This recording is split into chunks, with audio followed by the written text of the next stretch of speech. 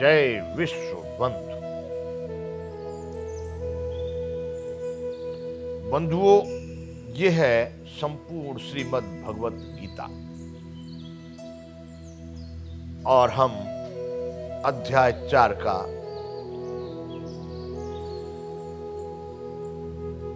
पठन कर रहे हैं। अध्याय 4 में अब तक हम 9 श्लोक तक पूरा कर चुके हैं। पहले भी जिनके राग भय और क्रोध सर्वथा नष्ट हो गए थे और जो मुझ में अनन्य प्रेम पूर्वक स्थित रहते थे, ऐसे मेरे आश्रित रहने वाले बहुत सारे भक्त उपर्युक्त प्रकार से उपर्युक्त ज्ञान रूप तप से पवित्र होकर मेरे स्वरूप को प्राप्त हुए। ऐसा भगवान श्री कृष्ण अर्जुन को बोले कि अर्जुन, तू भी उसी रास्ते पर चल। यहां से अब आगे ये अध्याय 4 का 10वां श्लोक था। अब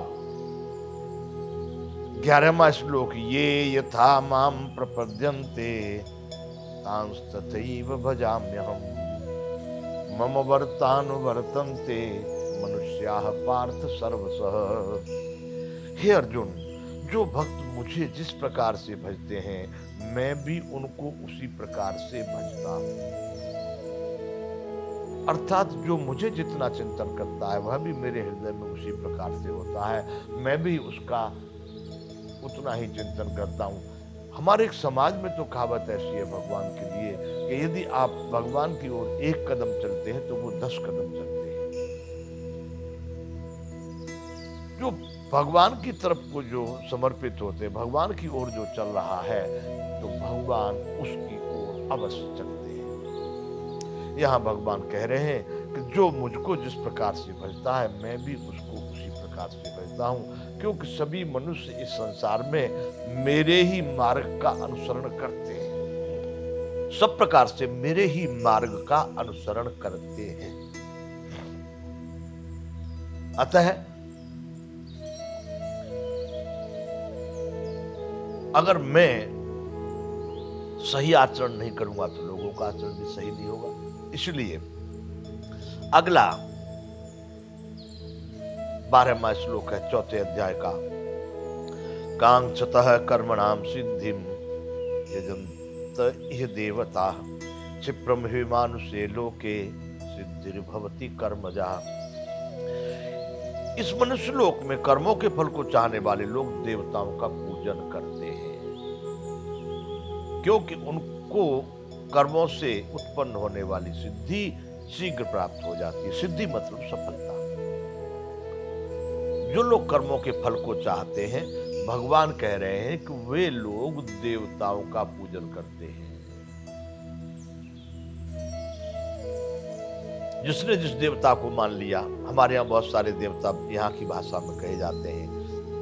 गणेश जी देवता है, माता जी हैं, शंकर भगवान है, हनुमान जी आदि आदि अनेक देवता। और भी देवता हो गए, पीर पैगंबर आजकल तो बहुत बन गए। यहाँ पर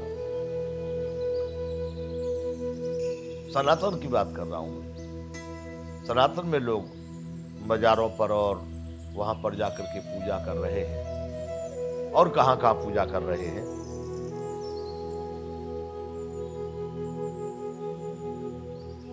तो जिनको कर्मों का फल तत्काल चाहिए, महाराज हमारा ये काम बन जाए, जल्दी से जल्दी ये काम हो जाए, घर बन जाए, मकान बन जाए, नौकरी, जो भी कुछ फल की इच्छा वाले लोग उन देवताओं की पूजा करते हैं और उनसे उनको वो फल भी शीघ्र प्राप्त हो जाता। लेकिन वह फल शाश्वत नहीं है, सनातन नहीं है, परमार्थिक नहीं है। उत्पत्ति विनाश वाले संपूर्ण संसार के पदार्थों जैसा ही है। अभी प्राप्त हो गया, फिर नष्ट हो जाएगा, फिर मिल जाएगा, फिर नष्ट हो जाएगा। अभिप्राय अगले श्लोक में भगवान कह रहे हैं, 4थे अध्याय का 13वां श्लोक। चातुर्वर्ण्य मया सृष्टम गुण कर्म विभाग सह तस्य कर्तारमपि माम विद्या कर्ता मव्ययम। हे अर्जुन, ब्राह्मण क्षत्रिय वैश्य और शूद्र, इन 4 वर्णों का समूह गुण और कर्मों के विभाग पूर्वक मेरे द्वारा रचा गया है। भगवान स्वयं कह रहे यहाँ पर भाई। अब जो लोग मानते हैं, श्रद्धा से जो समझ रहे हैं, जो गीता को या श्री कृष्ण भगवान को भगवान मान रहे हैं, उनके लिए तो ठीक है। जो कुछ दूसरे लोग हैं जो नहीं मानते भगवान, तो वो उनका विषय है, न मानते तो जैसा भी समझे। लेकिन यहाँ पर श्री कृष्ण भगवान के शब्द हैं, ब्राह्मण क्षत्रिय वैश्य और शूद्र, इन 4 वर्णों का समूह गुण और कर्मों के विभाग पूर्वक मेरे द्वारा रचा गया है। इस प्रकार उस सृष्टि रचनादि कर्म का कर्ता होने पर भी मुझ अविनाशी परमेश्वर को तू वास्तव में यानी यथार्थ में अकर्ता ही जान। सब कुछ करने वाला, चारों वर्णों की रचना करने वाला भी मैं। 4 वर्ण की रचना मतलब गुण और कर्म के हिसाब से, अर्थात संपूर्ण संसार में जितने गुण और कर्म हैं, जितने भी यहाँ पर मानवों के द्वारा प्रक्रियाएं की जा रही हैं, उस सबका कर्ता मैं हूं। भगवान कह रहे उस सबका कर्ता मैं हूं। लेकिन सबका कर्ता होने के पश्चात भी तू ऐसा समझ, विद्धि अकर्ता मव्ययम्, मैं किसी का भी कुछ भी नहीं करता हूं। सही में मैं बिल्कुल अकर्ता हूं। 14वां श्लोक है अध्याय 4 का।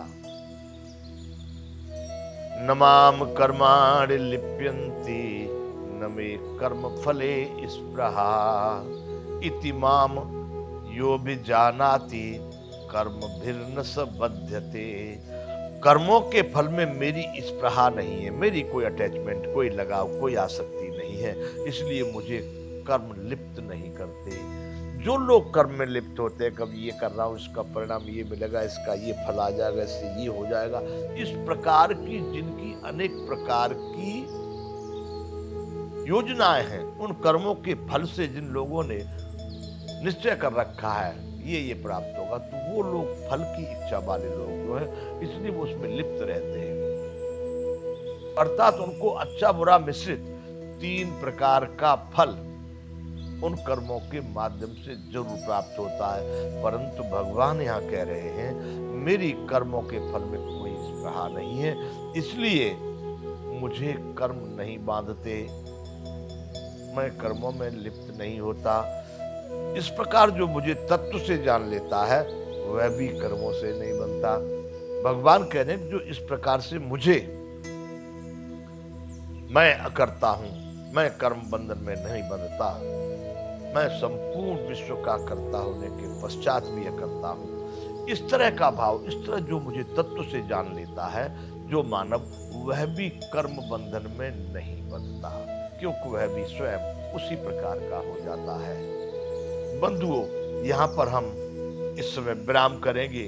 आगे यह संपूर्ण भगवत गीता का कार्यक्रम चालू रहेगा।